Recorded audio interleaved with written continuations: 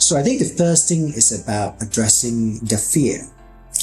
We have to really sit down and discuss, what the fears are. Is there any barrier to exercise and so on? And a lot of times I feel that these are all the myths or misconceptions about epilepsy among people with epilepsy. Welcome to Epilepsy Sparks Insights.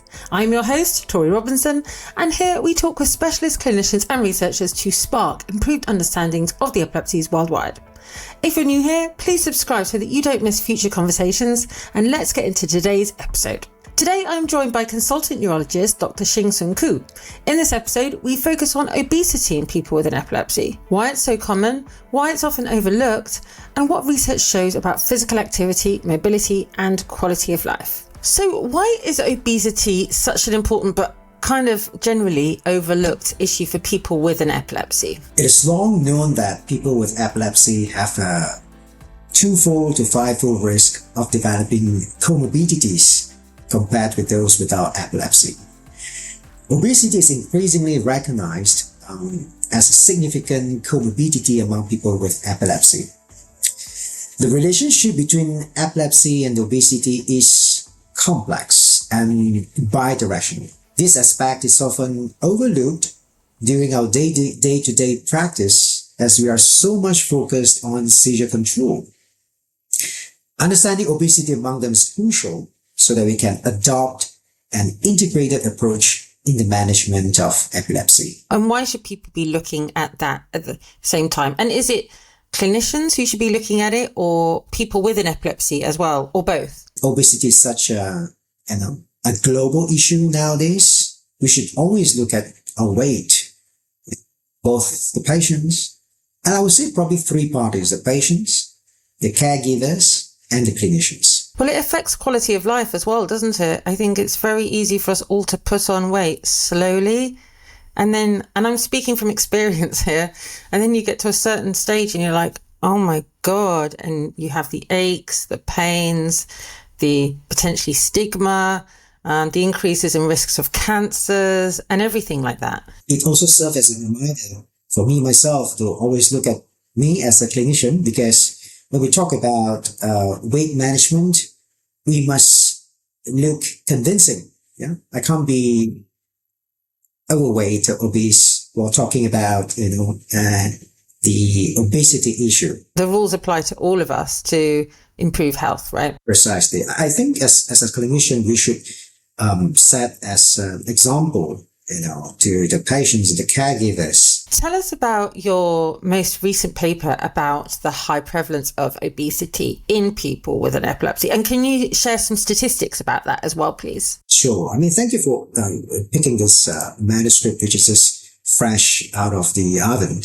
So the prevalence of obesity among the adult epilepsy patients at our center is 39.2%. This is the first ever data available in our country. And I think this figure is alarming, as you pointed out.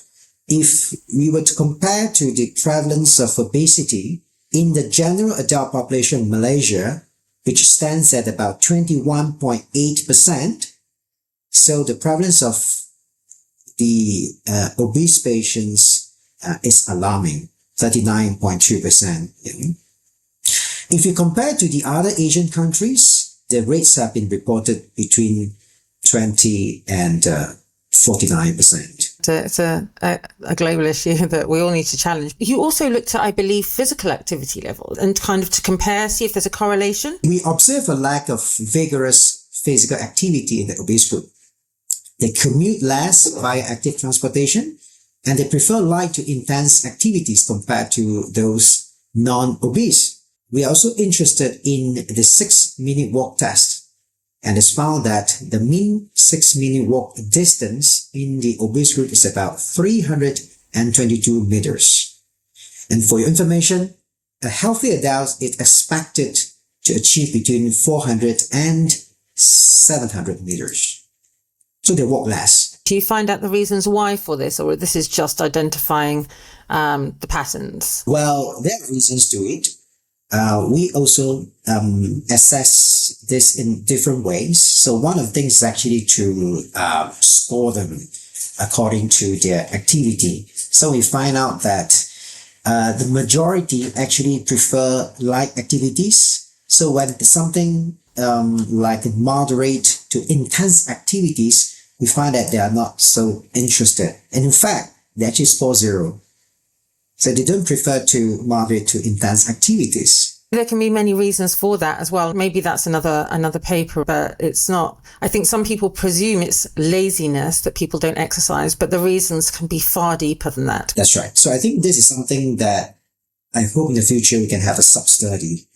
So there are many reasons to it. And of course, one of the reasons, for example, if a patient has a trauma, for example, traumatic brain injury or cortical stroke resulting in seizures, so what we expect them to move?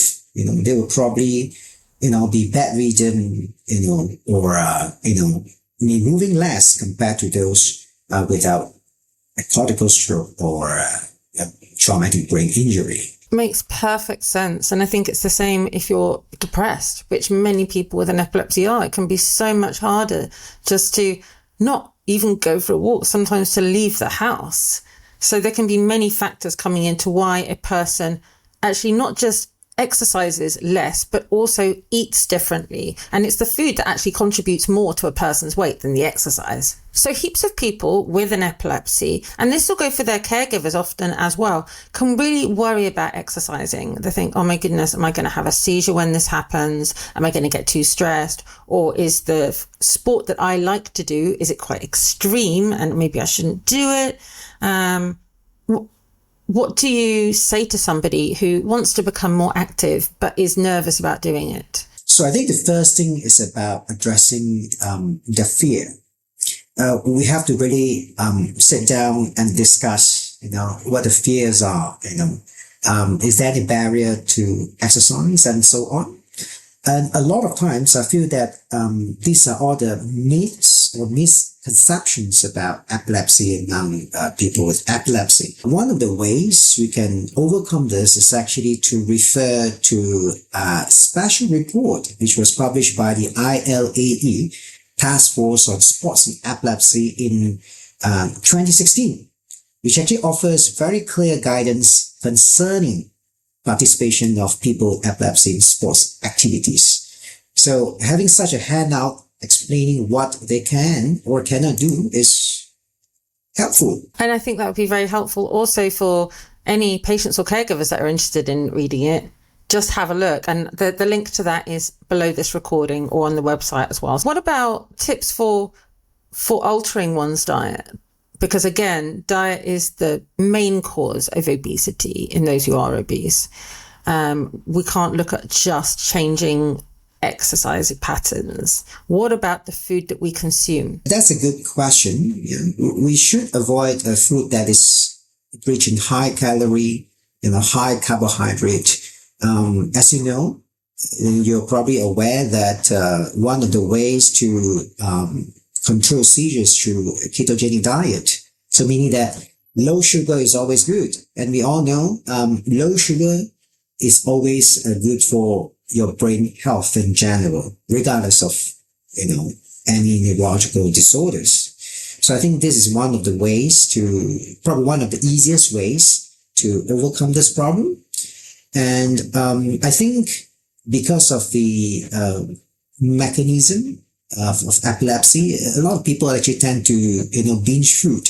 I've certainly been there. Either just as a habit or just to keep boredom, especially when, so it works like a vicious cycle. So if you don't move, you stay at home, you get nothing to do. Like what I usually do, that's why I like being busy. If I have nothing to do, I'll just sit on the sofa, watching Netflix and finding some nuts and snacks. Or chocolate, or crisps. Yeah, whatever.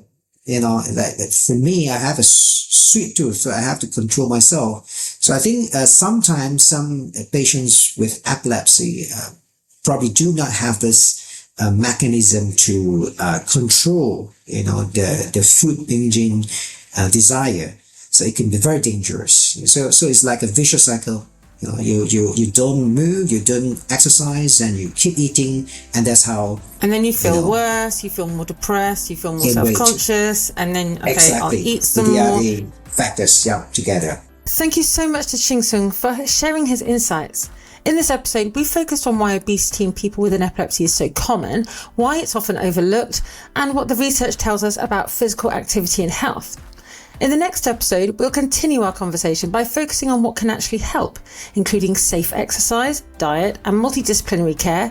Plus, we'll speak about how clinicians can better support long-term physical and mental health. If you found our chat helpful, please give it a like and subscribe, and hit the bell so that you are notified when new episodes drop. I'd love to hear your thoughts or experiences in the comments below. If you'd like to support Epilepsy Sparks, mugs and t-shirts are available. It's entirely optional and you'll find the link below. See you next time.